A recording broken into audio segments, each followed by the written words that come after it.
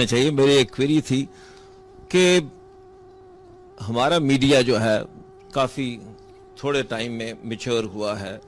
ठीक है, उसके मसले मसाइल हैं, वो रेटिंग सिस्टम्स के चक्कर में आगे पीछे हो जाते हैं। दूसरा, नेशनल इंटरेस्ट का may be awareness, state media तो उसको अच्छा कवर कर लेता है, दूसरे कुछ चैनल्स ऐसे हो सकते हैं। लेकिन ऑल सेड एंड डन, हमारे चैनल्स दुनिया में कितने लोग देखते हैं? बात तो यह है कि इंटरनेशनली आप अपने आप को एज अ फॉरेन पॉलिसी जो कह रहे हैं ना, उसके प्रोजेक्शन का, तो हमें अपने मीडिया और उसके रिलेटेड लोगों को फॉरेन मीडियाज के अंदर प्लांट करना चाहिए। इंडिया ने क्या किया है, आप CNN लगा लें, आप BBC लगा लें, आप जो मर्जी चैनल लगा लें, आपको इंडियन साथ के वहां बंदे मिलेंगे। इंडियन डायस्पोरा पूरी दुनिया में, ठीक है, दैट इज देयर। हमें as an element of foreign policy now I feel कि फॉरेन मीडिया के अंदर इंग्रेस करना चाहिए। That is where you will actually project your point. या दूसरा, अब इंडियन सक्सेसफुल क्यों हैं? इंडियन चैनल्स नहीं हैं, बट उन्होंने बहुत सारे चैनल्स खरीद भी लिए हैं, दे बॉट दैट, और उसके बाद ये अपने बंदों को वहां प्लांट किया हुआ है और उसको इस्तेमाल करते हैं as a element of foreign policy. मेरा ख्याल है कि हमें भी जो है अपने उधर से बाहर निकल के we should, I mean, what do you say on that? जी, इस सिलसिले में मैं ये कहना चाहूँगा कि आपकी तजवीज़ बिल्कुल दुरुस्त है, लेकिन जो पाकिस्तान टेलीविज़न और पाकिस्तान के प्राइवेट चैनल्स, इनकी अहमियत से आप इनकार नहीं कर सकते। ये मेरा ख्याल है कि लगभग 60 मुल्कों में देखे जाते हैं। बुनियादी तौर पर वहाँ पाकिस्तान की डायस्पोरा कम्युनिटी इन्हें देखती है और इनकी वजह से वो लोग बाखबर भी रहते हैं, मुल्क के साथ जुड़े रहते हैं। तो इनका ये काम बहुत ही एहसन है जो शायद यहाँ बैठे हुए, पाकिस्तान में बैठे हुए, हमें उसका एहसास नहीं है, लेकिन कोई आदमी कनाडा में बैठा है, ऑस्ट्रेलिया में, अमेरिका में बैठा हुआ है, या यूरोप में है, या चीन में है, तो उसका मुल्क के साथ वाहिद राब्ता यही टेलीविज़न चैनल्स हैं। अब रेडियो जो कोई फैशन में नहीं रहा, तो और फ़ौरन उन्हें पता चल जाता है कि मुल्क के आज क्या हालात हैं, और वो मुख्तलिफ चैनल्स देख सकते हैं और अपना खुद अपनी राय जो है उस सिलसिले में कायम कर सकते हैं। आपने जो तजवीज़ दी है ये एक किस्म की स्ट्रेटिजिक तजवीज़ है, और मैं समझता हूँ कि हिंदुस्तानियों ने यकीनन प्लांट किया होगा, लेकिन वो कोई इतनी अच्छी पॉलिसी नहीं होगी, अगरचे उसके वो नताइज सामने आ रहे हैं और उनको फ़ायदे भी उठाएं। मैं समझता हूँ कि उससे बढ़कर ये है कि हमारे जैसे यहाँ तलबा और तालिबात हैं बैनुल-अक़वामी अमूर के या ज़राए इब्लाग के, उन्हें ख़ुद दिलचस्पी लेनी चाहिए। उन्हें देखना चाहिए कि दुनिया की मार्केट क्या है। मसलन ये कि चीन इस वक्त उभर रहा है, उसका जो एक अखबार है जिसको पीपल्स डेली कहते हैं, उसका एक अंग्रेज़ी एडिशन भी शाया होता है, उसमें अपने मज़ामीन छपवाएँ। उसके अलावा अगर उन्हें वक्त, और उसके बाद CCTV है, वहाँ बहुत एक ताकतवर टेलीविज़न बन के उभरा है, बैनुल-अक़वामी नेटवर्क है, तो उसमें देखें कि रोज़गार के क्या मौक़े मौजूद हैं। CNN, BBC और अल जज़ीरा, इस किस्म के जो टेलीविज़न नेटवर्क्स में, उनमें क्या, और वहाँ जाके शामिल हों। असल में उसमें है ये कि जब आप इन चैनल्स में शामिल होते हैं तो आप बेशक सेकंड या थर्ड जनरेशन इंडियन अमेरिकन हूँ या पाकिस्तानी अमेरिकन हूँ, आपकी अपने मुल्क के साथ वाबस्तगियाँ रहती हैं, और आप जब भी कोई इस किस्म की कोई कहानी उभरती है तो उस सिलसिले में आप अपना पर्सपेक्टिव देने की कोशिश करते हैं। ज़रूरी नहीं कि ये सिर्फ तासुब की बुनियाद पे हो। इसी तरीके से मैं समझता हूँ कि उनको दुनिया के मुख्तलिफ थिंक टैंक्स में भी जाना चाहिए, और वहाँ जो काम हो रहा है, ये आप सब लोगों के लिए ये भी खुशखबरी है कि ये सारे का सारा मामला खासा मनफियत बख्श भी है, क्योंकि वहाँ जो है रोज़गार के मौक़े हैं। आप जैसे जो एक्सपर्ट्स हैं उनको ज़रूरत है। ज़ाहिर है कि आपकी बुनियादी वफ़ादारी यहाँ पाकिस्तान में है। मैं आपको एक चीज़ बताना चाहता हूँ कि जिस तरीके से पाकिस्तान में तरक्की के आसार बन रहे हैं, माशी तरक्की के आसार बन रहे हैं, आपको यहाँ से कहीं बाहर जाने की ज़रूरत नहीं होगी। आप सारे के सारे यहीं खुशहाल हो जाएंगे, और बहुत आपको अच्छा रोज़गार भी मिलेगा, बहुत नए कारोबार आप शुरू कर सकेंगे। उनमें से बहुत से नए कारोबार ख़ुद ज़राए इब्लाग में होंगे, और उनकी वजह से जो है आप आगे बढ़ सकेंगे ज़िंदगी में। तो मैं ये कहना चाहता हूँ, एक चीज़ की तरफ मैं इशारा करना चाहता हूँ, अगरचे उसका बराह रास्त आपके सवाल से ताल्लुक़ नहीं है, کہ امریکہ میں ہمیں بہت بڑا چیلنج موجود ہے. ہندوستان نے وہاں ہمیشہ ہمیں تنہا کرنے کی کوشش کی ہے اور اس میں بڑی حد تک وہ کامیاب بھی رہا ہے. وہ ایک خاص وجہ سے وہاں ہمارے خلاف تعصبات کو مضبوط کرتا رہا ہے اور پاکستان کے بارے میں شکوک و شبہات کی تشہیر کرتا ہے. تو وہاں ایک اس کی وجہ یہ ہے کہ امریکی کانگریس میں خاص طور سے وہ کمیٹیاں، خارجہ امور کی وہ کمیٹیاں، وہ سینٹ میں ہوں یا ہاؤس آف ریپرزینٹیٹیوز میں ہوں، جو جنوبی ایشیا کے امور کے بارے میں سوچ بچار کرتی ہیں، وہاں جو ہندوستانی ماہرین ہیں یا ہندوستانی اوریجن کے ماہرین ہیں وہ اس میں ایکسپرٹس کے طور پر ہیں اور وہ وہاں مشاورت ان کی طرف سے، ان کے صلاح مشورے سے پالیسیاں بنتی ہیں.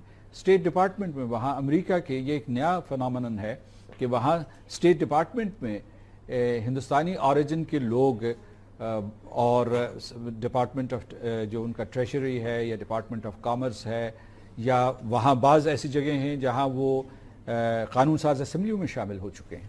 تو اس کے لیے پاکستان کی بھی الحمدللہ وہاں اچھی خاصی بڑی کمیونٹی ہے.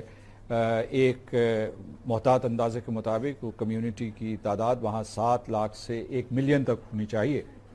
تو وہ آپ کا بہت بڑا ایسٹ ہے. وہ بھی آپ اسے اپنے وسائل میں شامل کریں، اور یہ نہیں کہ آپ ان کو فورن ایجنٹس کے طور پر وہاں بھیجیں گے یا خدا نخواستہ ہم انہیں امبیڈ کریں گے وہاں. میں سمجھتا ہوں چونکہ انہوں نے وہیں زندگی گزارنے کا فیصلہ کیا ہے تو وہاں اگر ان کی صلاحیت امریکہ کے لیے استعمال ہو، پاکستان کے لیے استعمال ہو اور پاکستان امریکہ کے تعلقات کو مضبوط کرنے کے لیے استعمال ہو اور ہندوستان کا منفی پروپیگنڈا مسترد کرنے کے لیے استعمال ہو تو یہ بہت ہی خوش آئند بات ہوگی. میرا آپ سے یہ سوال ہے کہ میڈیا کے علاوہ کیا پاکستان کی فورن پالیسی اتنی کمزور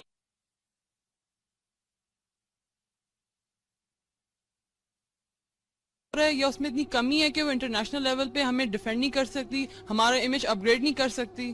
سر میڈیا پہ بلیم ہم کیوں ڈالیں؟ ہماری فورن پالیسی میں کیا کمی ہے؟ جب میں نے شروع میں یہ کہا تھا کہ اپنے اوپر تنقید کریں صحیح راستہ تلاش کرنے کے لیے، لیکن اپنے اوپر ضرورت سے زیادہ تنقید نہ کریں بحیثیت فرد اور بحیثیت قوم، کیونکہ اس طریقے سے آپ کی ہمت ختم ہو جائے گی، آپ حوصلہ ہار جائیں گی. ٹھیک ہے، میں آپ کو یہ بتانا چاہتا ہوں کہ الحمدللہ ہماری خارجہ پالیسی کامیاب رہی ہے. آج اتنے برس گزرنے کے بعد، اتنے عشرے گزرنے کے بعد مسئلہ کشمیر زندہ ہے، اقوام متحدہ میں زندہ ہے. ہم نے ہار نہیں مانی. ہندوستان نے ہمیں ہر طریقے سے ہرانے کی کوشش کی، عسکری ذرائع استعمال کیے، اور پھر یہ ہے کہ ہندوستان نے ہمیں کچلنے کی کوشش کی، خاص طور سے بنگلہ دیش بننے کے بعد. لیکن ہم پھر اپنے پاؤں پہ کھڑے ہوئے بحیثیت قوم، اور اس وقت ہمارے پاس جوہری طاقت موجود ہے اور ہندوستان سے آنکھ میں آنکھ ڈال کے گفتگو کرتے ہیں. ہندوستان کبھی بھی نہیں سوچ سکتا کہ وہ پاکستان کے اوپر حملہ کرے گا اور ہمارے اوپر حاوی ہوگا. یہ آپ کی ریاست کی کامیابی ہے، اور جب یہ ریاست کی کامیابی ہے تو بین الاقوامی محاذ پہ اقوام متحدہ میں اور ساری دنیا میں پاکستان نے پاکستان کی عظمت کا، وقار کا جھنڈا ہمیشہ بلند رکھا ہے. ہم جو میں شروع میں نے کہا تھا کہ ہم ہندوستان کے مقابلے میں چھوٹے ہیں سائز میں، جغرافیہ کے اعتبار سے، جو جیوگرافیکل ٹیریٹری ہے اس کے اعتبار سے، یا ہم آبادی کے اعتبار سے، لیکن کیا ہم نہیں کھڑے ہوئے اس کے ساتھ اور ہم نے اپنے آپ کو ہندوستان کا ہم پلہ نہیں بنا لیا جو جوہری استعداد کے حوالے سے؟